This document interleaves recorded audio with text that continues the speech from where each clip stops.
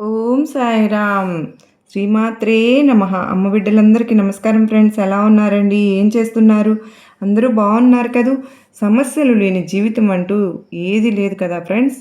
ఏదో ఒక సమస్య ఉంటుంది, కానీ మన అమ్మవారు మనకు ఆ సమస్యల నుంచి ఖచ్చితంగా మనను బయట పడవేస్తూ ఉన్నారని ప్రతి ఒక్కరు కూడా కామెంట్లో చెప్తూ ఉన్నారు. పరిష్కారం చూపిస్తున్నారు అక్క.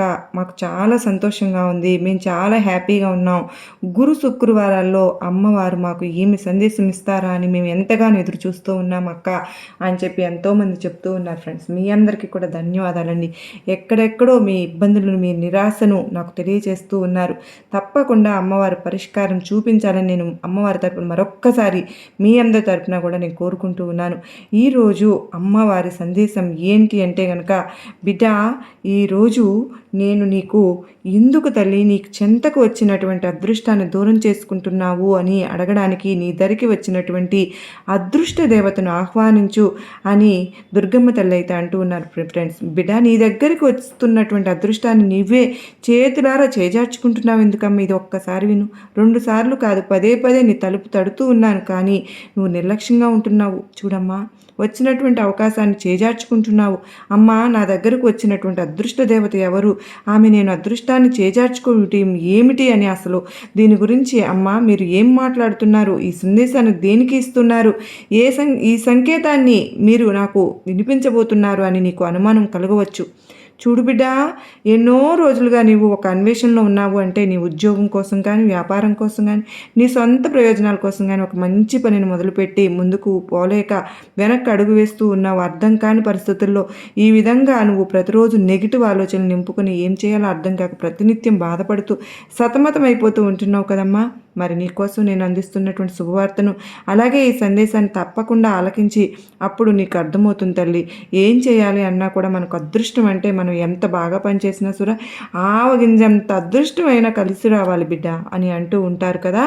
ఆ ఆవగింజంత అదృష్టము దేని ద్వారా వస్తుందో తెలుసా? పూర్వజన్మలో నువ్వు చేసిన పుణ్యకార్యాల వలన ఈ జన్మలో నీకు ఏదో ఒక విధంగా అయితే నీకు అదృష్టం అనేది తారసపడుతుంది తల్లి. అదేవిధంగా నీకోసం ఒక అదృష్ట దేవత నీ తలుపు తడుతూనే ఉంటుంది, కానీ నువ్వు తెలుసుకోలేకపోతున్నావు బిడ్డ. అంటే దీని అర్థం ఏమిటో తెలుసా? నీ కోసం నువ్వు కష్టపడుతూ, పరుల కోసం కూడా కష్టపడుతూ, పరులందరూ బాగుండాలని ఎప్పుడు కూడా కోరుకుంటావు. అలాగే నువ్వు చేస్తున్నటువంటి ఉద్యోగంలో ఒక అవకాశము, మరొక అవకాశము, ఇలా అవకాశాల మీద అవకాశాన్ని తలుపు తడుతూ ఉన్నప్పటికీ కూడా నువ్వు మాత్రం వాటిని తెలుసుకోలేకపోతున్నావు బిడ్డ. నీ దరికి చేరినటువంటి అదృష్టాన్ని నీ చేతులారా వెనక్కి పంపించేస్తున్నావమ్మా.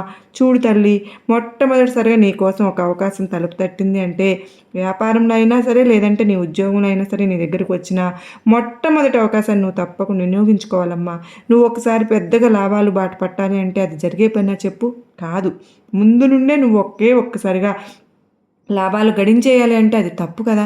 నీవు మొట్టమొదటి నుంచి మంచిగా తక్కువ నుంచి ప్రారంభించుకోవాలి. ఆ తర్వాత నీకు కొంచెం కొంచెం లాభాల బాట పడతావు కనుక తక్కువ నుండి ఎక్కువ ఆశించాలి. ఒకేసారిగా నీకు ఎక్కువగా రావాలి అంటే ఎటువంటి అవకాశాలు నీ దగ్గరికి ఒకసారిగా చేరవు కదా. కనుక అదృష్ట దేవత నీ తలుపు తడుతూనే ఉంది కనుక నువ్వు తెలుసుకోలేకపోతున్నావు. వెంటనే అవకాశాలను తలుపు తడుతున్నా కూడా నువ్వు నిర్లక్ష్యం చేస్తున్నావు. కనుక నేను నీకు చెబుతున్నటువంటి సందేశం ద్వారా ఒక మంచి మాట ఏమిటి అంటే, నీవు నీ కోసం వెతుక్కుంటూ వచ్చినటువంటి ఎలాంటి అవకాశాన్ని అయినా సరే దూరం చేసుకోవద్దు. తప్పకుండా నువ్వు ఆ అవకాశాన్ని సద్వినియోగపరుచుకునే విధంగా అడుగులు వేస్తావు అని నేను దుర్గమ్మ నీ నుండి కోరుకుంటూ ఉన్నాను.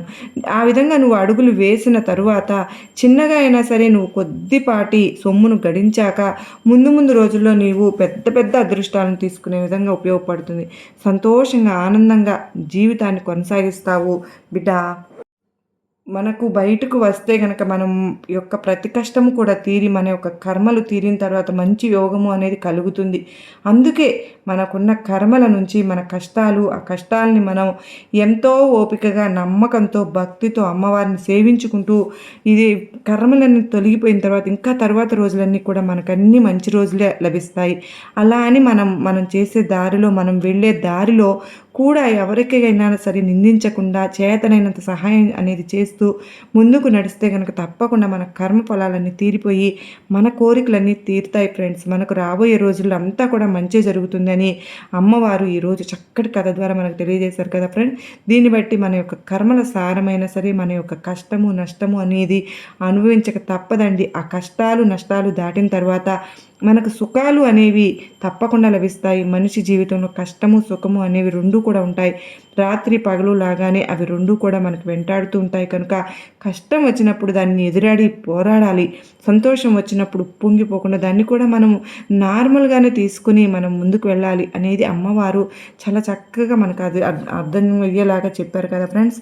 మరి ఎన్నోసార్లు అదృష్ట దేవత మన తలుపు తట్టినా కూడా మనం తెలుసుకోలేకపోతున్నాము అని చెప్పి అమ్మవారు అయితే చెప్తూ ఉన్నారు. ఖచ్చితంగా మనందరం కూడా ఈసారి గమనించుకుని ఈరోజు గురు శుక్రవారాల్లో మనకు జరగబోయే అద్భుతాలను మనం గనక గెస్ట్ చేయగలిగితే కనుక ఎంతో బాగుంటుందని చెప్పి అమ్మవారు మనకు ఆ విధంగా మనకు తెలియజేసేలాగా తెలియజేయమని అమ్మవారిని నేను కూడా మరొక్కసారి మనందరి తరపున కోరుకుంటూ ఉన్నాను ఫ్రెండ్స్.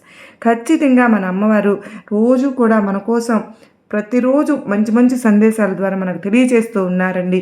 కానీ మనమే తెలుసుకోలేకపోతున్నాము అని చెప్పి ఈరోజు మనకు ఈ చక్కటి సందేశం ద్వారా తెలియజేశారు. తప్పకుండా ఈరోజు రాత్రి గురు శుక్రవారాలు మనందరికీ మంచి జరగాలని అమ్మవారిని మనస్ఫూర్తిగా కోరుకుంటూ మరలా మరో చక్కని వీడియోతో కలుసుకుంటాను. అంతవరకు నమస్కారం ఫ్రెండ్స్. శ్రీమాత్రే నమః.